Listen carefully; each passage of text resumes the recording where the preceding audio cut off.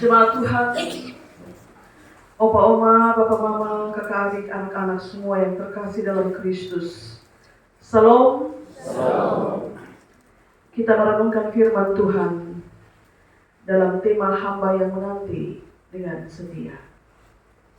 Saudara, kata orang bijak, kalau ingin menguji kesetiaan seseorang, maka ujilah dia dengan membuatnya menunggu.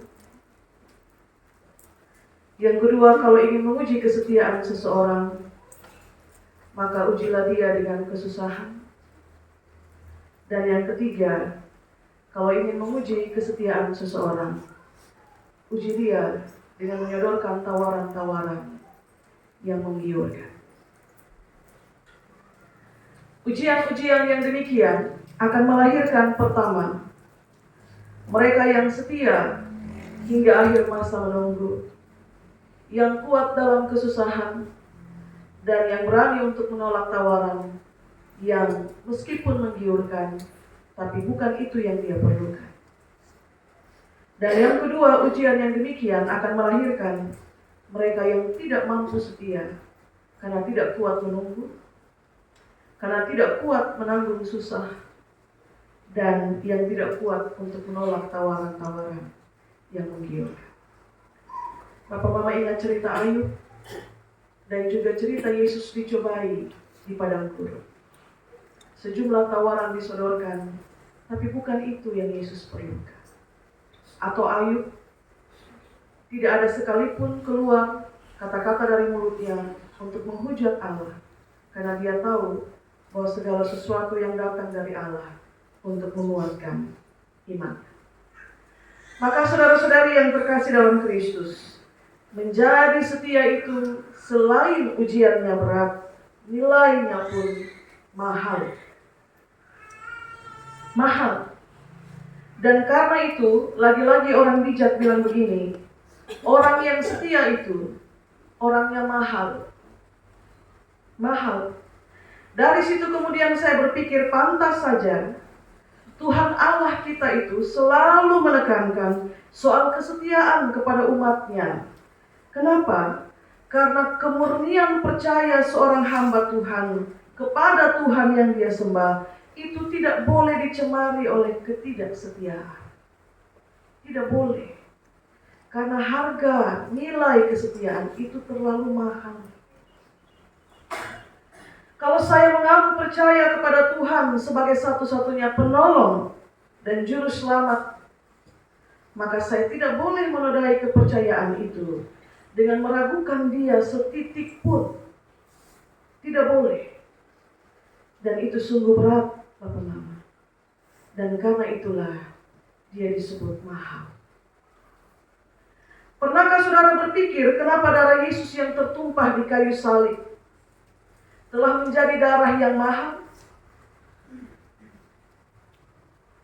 Karena darah itu seharga kesetiaannya kepada Bapaknya yang tidak akan pernah melalukan cawan yang harus dia minum. Meskipun dia berdoa di Taman Getsemani, keringatnya jatuh seperti titik darah dan memohon, jika engkau berkenan, lalukan cawan ini. Tapi cawan itu tidak dilalukan. Dia harus minum cawan itu. Maka dengan penuh kesetiaan, dia meminum cawan yang tidak akan dilalukan daripadanya. Engkau harus meminumnya. Maka melihat pada bacaan pagi ini, menolak permintaan Elia untuk meninggalkan dia di Betel, di Yeriko, di Yordan, itu bentuk kesetiaan Elisa kepada tuannya. Dalam status sebagai hamba, sesungguhnya dia tidak boleh menolak permintaan tuannya, apalagi kalau itu perintah. Tidak boleh. Tapi Elisa dengan tegas 3 kali dia menolak permintaan tuannya untuk meninggalkan dia dengan berkata, demi Tuhan yang hidup dan demi hidupmu sendiri, sesungguhnya aku tidak akan meninggalkan engkau. Mahal, Bapak. Harga kesetiaan itu mahal. Sama dengan demi Tuhan yang hidup. Dan demi pelayanan, sesusah apapun, saya tidak akan lari meninggalkan apa yang Tuhan beri kepada saya untuk saya lakukan. Mahal harga sebuah kesetiaan itu, Bapak Mama, saudara-saudari sekalian. Dan karena kesetiaan itu harganya mahal, maka perhatikan bahwa Elisa kemudian mendapat upah atas kesetiaannya. Dia menyaksikan dengan mata kepalanya sendiri, tuannya terangkat ke sorga di dalam badai. Waktu itu Elia bilang, mintalah apa yang kau kehendaki untuk aku berikan. Dan Elisa bilang, berikan aku 2 bagian rohmu. Elia bilang, ini permintaan sulit. Tapi itu permintaan bisa digenapi kalau engkau menyaksikan aku terangkat ke surga. Dan Elia mendapatkan apa yang dia minta. Upah dari kesetiaan. Tidak berhenti dia di Betel waktu tuannya minta berhenti di situ. Tidak berhenti dia di Yeriko waktu tuannya bilang berhenti di sini karena Tuhan minta aku ke Yordan. Dan di Yordan dia tetap ikut bersama tuannya ketika sungai terbelah dan mereka berjalan di tanah kering. Dengan mata kepalanya sendiri dia menyaksikan tuannya terangkat ke surga. 2 bagian roh itu, Bapak Mama.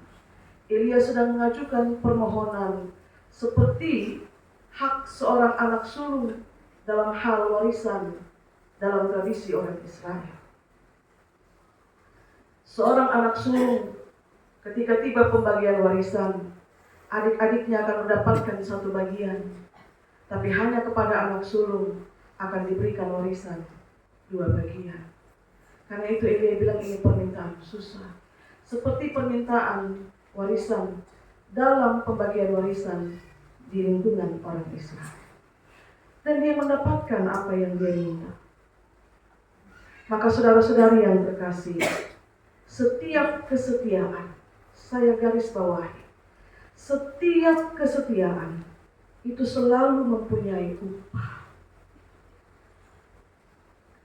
Entahkah akan engkau terima saat itu juga, atau nanti akan diterima oleh anak cucu. Ingat Bapak Mama, entahkah saat itu engkau terima upah, ataukah nanti upah itu akan diterima oleh anak cucumu. Setiap kesetiaan yang saudara lakukan akan selalu memiliki upah. Tidak ada kesetiaan yang tidak berupah. Setiap kesetiaan berupah, punya nilai, akan selalu punya harga. Karena itu saudara-saudari yang terkasih, kalau suatu ketika dalam engkau menjaga kesetiaanmu, hidupmu susah, hidupmu berat, jangan juga buru-buru menggugat Tuhan dengan mengatakan, Tuhan, saya setia dengan engkau, tapi kenapa saya mendapatkan yang ini? Jangan. Kalau masih berat, masih susah, maka bisa jadi ujiannya belum selesai. Dan kalau ujian belum selesai, maka nilai belum ada. Coba tanya kepada guru-guru kita, nilai seorang siswa diberikan setelah dia selesai mengikuti ujiannya. Nilai sebuah ujian baru akan diberikan setelah ujian itu selesai. Dan itu untuk menguji kesetiaan.